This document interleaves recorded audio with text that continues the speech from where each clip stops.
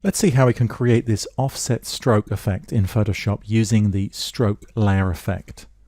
Here's my starting point, and I'm going to begin by double-clicking to the right of the layer name. And I'm only seeing the one layer effect at the moment, stroke, but that's all I'm going to be using. I'll just check that and let's click on it. I would like the color of the stroke to be white, the size of the stroke to be 5 pixels, and its position to be on the outside. My next step is to duplicate this layer, Command J. Now choose the layer beneath, and I'm going to move it 5 pixels to the right and 5 pixels down.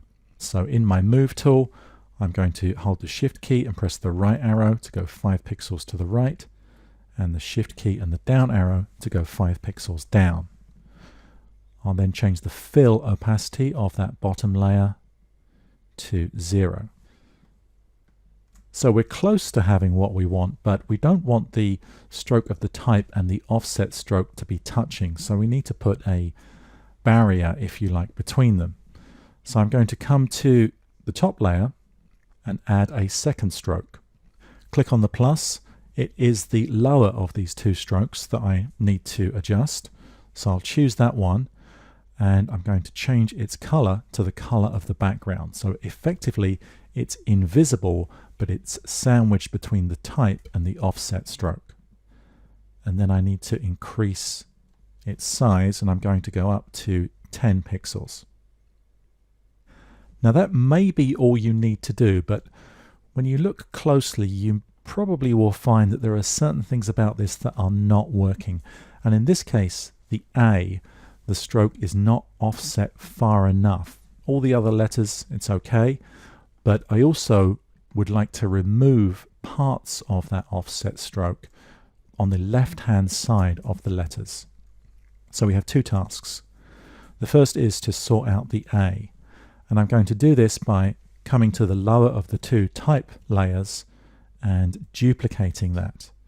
I'm then going to add a inverted layer mask to that. Hold down the Option key and click on Add Layer Mask. Now on this one, I am going to just nudge the whole layer 3 pixels, let's say. So I tapped my right arrow 3 times, 3 pixels to the right.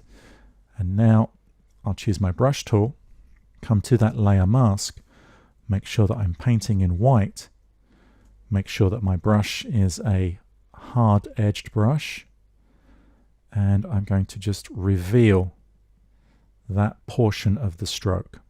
So we have one layer that is just giving me that portion of the stroke and nothing else. Now I'll come to the bottommost layer and add a layer mask to that. And I want to, now painting in black, just remove some of these smaller parts of the offset shadow that I don't really think are adding anything.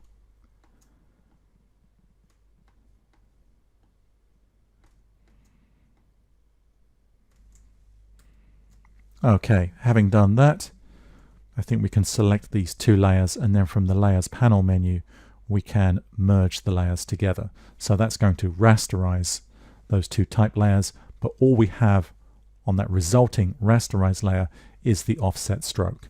And I do think I would like to just change its color as well. I probably should have done this while it was still actually a stroke.